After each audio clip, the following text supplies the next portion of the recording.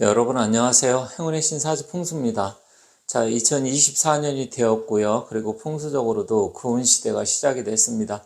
이 풍수적으로 구운시대의 의미가 파룬시대와 어떻게 다르냐 궁금해 하실 수도 있는데 기운 자체가 변하게 됩니다. 그래서 파룬시대는 동북 간방 그리고 남서쪽을 바라보는 그런 쪽의 기운이 있었습니다. 그래서 여러분들께서 좀 잘 아시겠지만 우리나라를 기준으로 했을 때 동북쪽이라고 하면 대체적으로 이제 강원도, 또 강원도 북쪽, 평창, 강릉 이런 쪽인데, 잘 아시겠지만 이 파룬 시대에는 우리나라가 동계 올림픽이 있었습니다. 그래서 강원도, 평창에서 올림픽이 있었죠. 그래서 이 파룬 시대에는 운기로 봤을 때 동북쪽, 동북을 우리가 이제 간방이라고 합니다. 동북의 간방 쪽에 기운이 있었고, 바라보는 쪽은 남서쪽을 바라보고 있는데, 이쪽을 이제 우리가 이제 간방하면 여기는 이제 곤방이라고 합니다. 남서쪽. 그래서 지도상으로 보면 만약에 이게 동그라미 친다면 우리나라 지도라고 하면 이쪽이 북쪽이고 이쪽이 남쪽이고 이쪽이 동쪽이고 여기가 북, 동, 남 이렇게 된다고 하면 이 동북쪽이 여기가 간방이었습니다. 그래서 방향은 이렇게 남서쪽으로 해가지고 이 곤방을 바라보는, 근데 간이나 곤은 다 실질적으로는 토의 기운이고요. 이 토라는 것은 우리가 사주의 기운으로 봤을 땐 토로 보지만 또 풍수적인 기운으로 봤을 때는 이거는 이제 부동산으로도 보기도 합니다. 그래서 이 파룬 시대에는 간방의 기운이 있었고 우리 지역으로 한반도를 이렇게 해서 그린다고 하면 이쪽 한반도가 휴전선이 이렇게 되어 있죠. 38선 휴전선이. 그렇다고 하면 이쪽이 동북쪽이 되고 강원도 지역, 그래서 강원도에 올림픽이 파룬 시대에 있었던 겁니다. 그리고 이쪽으로 남서쪽으로 바라볼 때 이쪽 동탄이라든지 평택 이쪽에 기운이 있어서 이쪽 지역이 완기를 받아서 굉장히 개발이 됐던 거예요.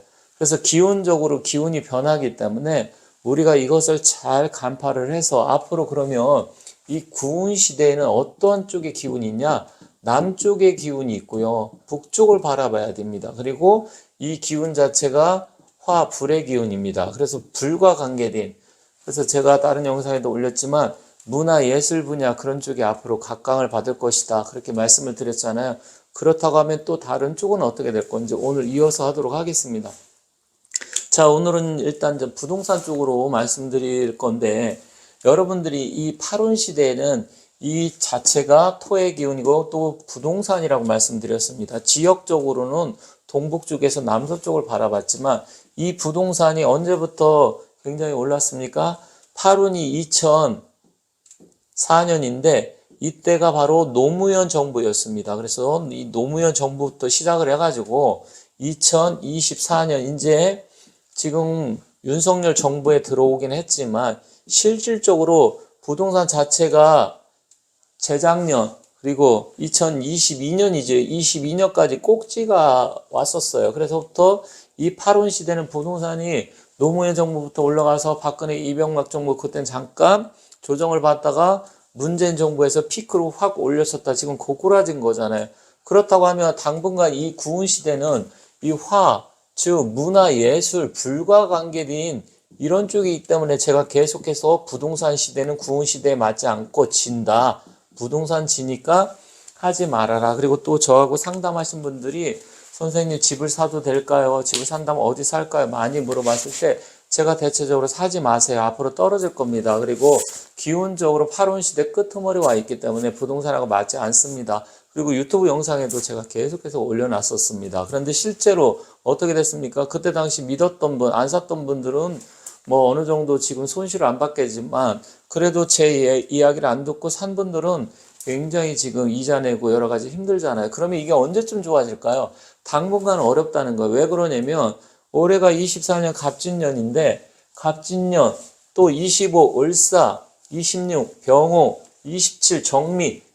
자, 향후 4, 5년간은 부동산이 어려워요. 기운적으로 향후 27년이 정미년인데 27년까지는 정미년. 그러면 여기도 이제 화기가 끝나는 시기입니다. 물론 구운 자체가 끝나는 건 아니지만 연운으로 따질 때 27년 정미년인데 이때 이제 부동산 기운이 들어오고 올해 그럼 갑진년은 어떻게 되느냐? 일단 이게 구운의 초기이기 때문에 시작하면서 아직까지는 부동산 기운이 아닌데 3년에서 4년간은 화기가 엄청나게 왕성한 시기입니다. 그래서 오히려 전기차, 반도체, 그리고 반도체, 2차 전지, 이게 향후 3, 4년 동안 폭발적으로 더 상승을 할 겁니다. 거기에 따라서 AI, 인공지능, 그리고 로봇, 그리고 이제 다시 컴퓨터라든지 아니면 우리 휴대폰도 지금 주기가 이제 바뀝니다. 그래서 그동안 휴대폰이 한 4, 5년 동안 거의 뭐 특별한 게 없었는데 이제 온 디바이스 AI 반도체가 나오면서 이제 핸드폰에서 그냥 내가 외국 나가더라도 그냥 말하면 전에 같은 경우 영어를 배우고 뭐 다른 나라 언어를 배워야 됐지만 이제는 그런 시대가 아니고요. 한국말로 하면 그게 번역이 돼서 상대방한테 다 그 나라 말로 지금 번역이 돼서 되는 시기가 도래합니다. 그러면 이쪽으로 해서 폭발적으로 증가를 하는 것이지 부동산은 향후 3, 4년은 힘들다는 거예요. 그럼 계속 떨어집니까? 이렇게 또 생각할 수 있는데 물론 이제 시기적으로 올해 24년이 부동산 경기가 주춤을 하고 이제 어느 정도 하락이 이제 멈추는 시기가 24년입니다. 그리고 내년, 후년, 27년까지는 약간의 조정이 있으면 오르락 내리락 뭐 이렇게 오르락 내리락 하면서 약간의 조정을 받으면서 다시 28, 9 이렇게 해서 상승할 가능성이 있어요. 그렇다고 하면 두 가지입니다. 내가 돈이 있고 여유가 있으면 24년, 25년에 사도 돼요. 뭐 땅을 사시던 집 떨어진 거 지금 뭐 사실은 집값이 떨어졌다고 하더라도 지금 3, 4년 전 피크 막 올라갈 때 그때에 비해서는 아직도 더 떨어져야 됩니다. 그렇다고 한다고 하면 24년은 어떻게 되겠습니까? 그래도 어느 정도 좀 더 떨어질 가능성이 있다라는 거잖아요. 근데 다행스러운 거는 미국에서 그 기준 금리를 내린다고 합니다. 그래서 올해 그리고 25년, 26년까지 3년으로 점차적으로 지금 기준 금리를 내린다고 하는데 이 FRB에서 금리를 이제 조정을 하는데 지금 미국의 기준금리가 5.5%고 우리나라는 어때요? 우리나라는 지금 3.5%여서 약간 갭이 있어요. 2%. 근데 이게 우리나라도 그렇고 미국도 그렇고 우리나라는 올해 약 한 2.75에서 제가 봤을 때는 3.0까지 이렇게 될 가능성이 있고요. 미국은 한 4.5, 4%에서 4.5까지 뭐 어느 정도 지금 예상은 된 겁니다. 그러면 내년 가면 3%대, 우리나라는 내년 가면 2%대 이렇게 되겠죠. 그럼 금리가 내리면 어떻게 됩니까? 당연히 부동산이 안정화되겠죠. 그죠? 그러면 멈출 거 아닙니까? 이건 어느 정도 예견이 된 거예요. 그런데 기운도 그렇다는 거죠. 그렇다고 다시 확 올라갑니까? 그건 아니죠. 그러면 이제 부자들은 어떻게 할까요? 지금 한동안 부동산으로 해서 돈을 많이 벌었어요. 그러면 그 사람들이 어딘가 투자를 해야 되잖아요. 그런데 아까 제가 뭐라 그랬습니까? 지금 반도체, 불의 기운, 화의 기운, 거기에 중심이 있는데 반도체라든지 전기차, 2차 전지, AI 이런 쪽이 다 지금 화에 관계된 기운입니다. 그럼 이건 주식이잖아요. 그럼 주식시장에 기운이 쏠린다는 겁니다. 그래서 제가 작년 23년에도 다른 사람들 막 폭망하고 뭐 심지어 주식 주가지수 1500 내려간다 막 헛소리 할 때 절대로 저는 아니다. 2200 이하로 내려가지 않는다. 그런데 2650으로 끝났고 지금 오늘 또 장이 시작됐는데 새해 어떻습니까? 지금 계속 상승하고 있잖아요. 올해 지금 증권사에서는 2750을 이야기하더라고요. 2750포인트죠. 이 사람들 정신 나간 것 같아요. 지금 연말에 2650에 끝났는데 2750에 한다 그러면 겨우 100포인트 올라가는 건데 이게 올라가는 겁니까?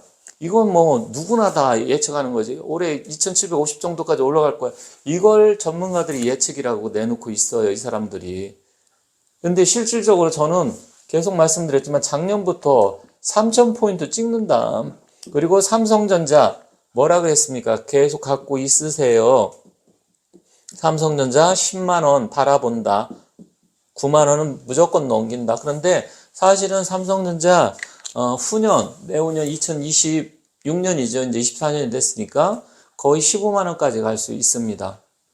그렇기 때문에 여러분들이 이제 이 흐름을 파악을 하셔야 돼요. 무조건 이쪽으로 지금 흐름이 갔기 때문에 부동산은 당분간은 아니다. 그럼 내가 지금 이자 내기도 힘들고 이걸 팔아야 됩니까? 말아야 됩니까? 그럼 지역별로 다르고요. 자기의 경제적인 상황, 능력에 따라 다르기 때문에 일률적으로 팔아라, 사라 이렇게 할 수는 없어요. 능력 있으면 지금 사도 되는 거고요. 능력 없으면 지금이라도 팔아야 되는 겁니다. 그건 당연한 거잖아요. 그죠?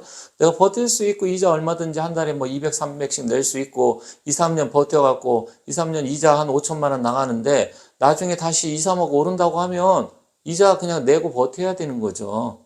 그런데 과거처럼 당분간 향후 2, 3년 내로 폭발적으로 올라가지 않는다. 이제는 내려서 어느 정도 안정세 이렇게 접어들면서 다시 올라가려고 하면 한 3, 4년 지나야 됩니다. 그래서 이제는 주식으로 여러분들이 눈을 돌려야 되고 주식도 또 아무 종목이나 하면 안 되죠. 수천 개나 있으니까.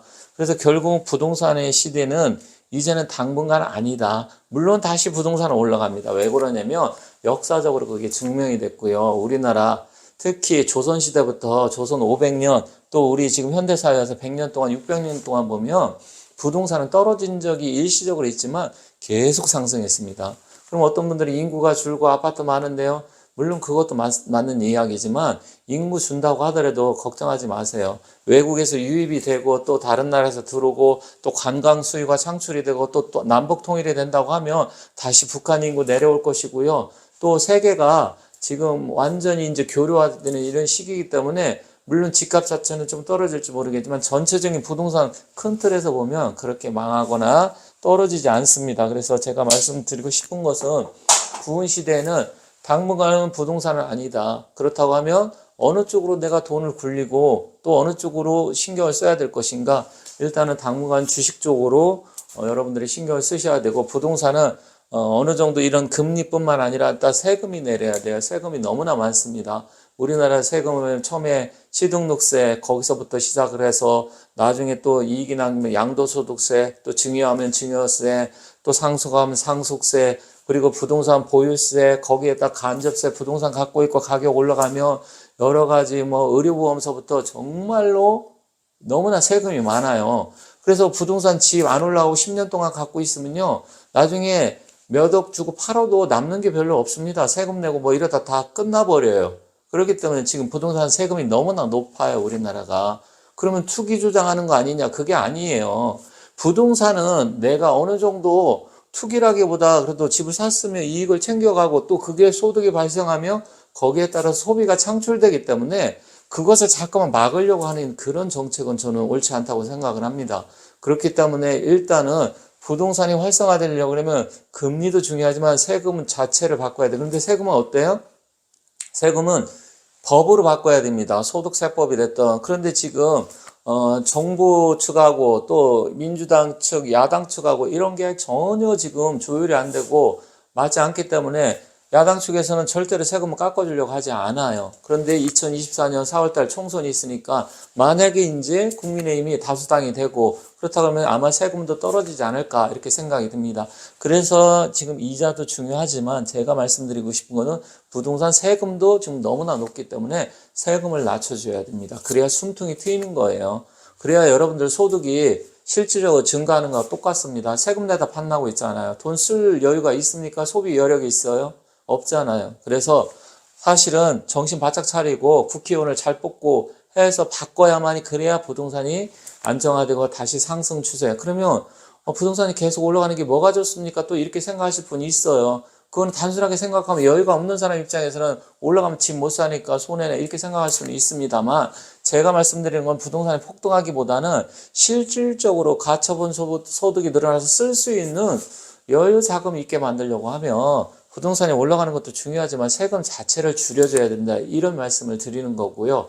어쨌든 기운의 변화를 측면을 놓고 봤을 때는 이제는 주식 쪽으로 특히 전기차, 반도체, 2차전지, 자동차 이런 쪽으로 또 올해는 아마 이제 제약 바이오라든지 아니면 뭐 이제 그쪽도 한번 또 이게 확 일어날 가능성이 크고요.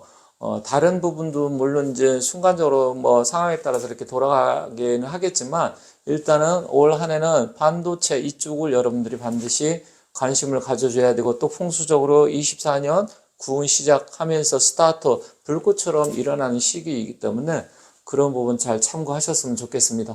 그리고 다음에는 또 다른 내용을 갖고 찾아뵙도록 하겠습니다. 감사합니다.